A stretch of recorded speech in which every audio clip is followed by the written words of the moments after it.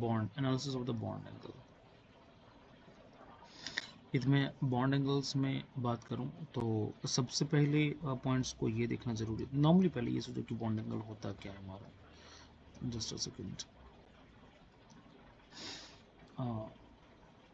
Suppose हमारा कोई element ए है और इसके दो अलग अलग एटम है, लाइक कोई भी दो या दो से देखो, इसके बीच के एंगल्स हमारा इन generally this is called the bond angle. सवाल उठते हैं एनालिसिस हम करेंगे।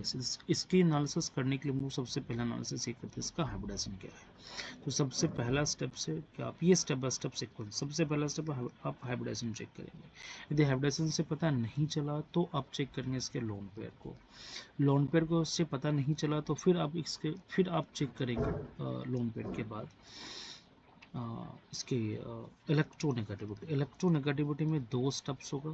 या तो आप सेंट्रल एटम की बात करेंगे, सेंट्रल एटम की बात करेंगे, इलेक्ट्रोनेगेटिविटी ऑफ सेंट्रल एटम की बात करेंगे, या नहीं तो फिर आप इलेक्ट्रोनेगेटिविटी ऑफ सराउंडिंग एटम की बात करेंगे।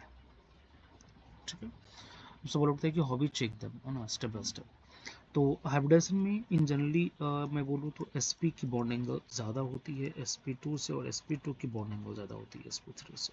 बहुत सिंपल। यदि इससे पता ना चले तो आप लोन पेयर को चाहिए। लोन पेयर में क्या होता है कि bond angle inversely proportional to the lone pair होगा। जितना ज़्यादा लोन पेयर उतनी कम हमारी बॉन्ड एंगल होगी।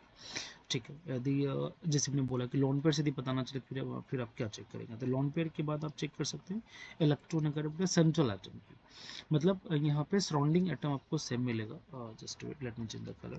तो यहाँ पे सराउंडिंग एटम आपको यहाँ पे सेम मिलेगा। जैसे कि मैं सपोज बात करूँ H2O और लाइक H2S जनरली। तो यहाँ पे H2O सराउंडिंग एटम हमारा सेम है, तो सेंट्रल एटम हमारा क्या डिफरेंट है। तो डिफरेंट सेंट्रल एटम में इलेक्ट्रोनेगेटिव जितना कम होगा उसकी बॉन्ड एंगल भी उतनी कम होगी।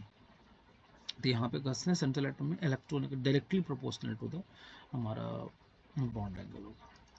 जितना ज़्यादा उसकी इलेक्ट्रोनेगेटिविटी उतनी ज़्यादा उसकी बॉन्ड एंगल, जितनी कम उसकी इलेक्ट्रोनेगेटिविटी उतनी कम उसकी बॉन्ड एंगल। ठीक है, लेकिन यदि सपोज मैं बात करूँ H2O और OF2 में, यहाँ पे सेंट्रल एटम हमारा सेम हो गया, सराउंडिंग एटम डिफरेंट है।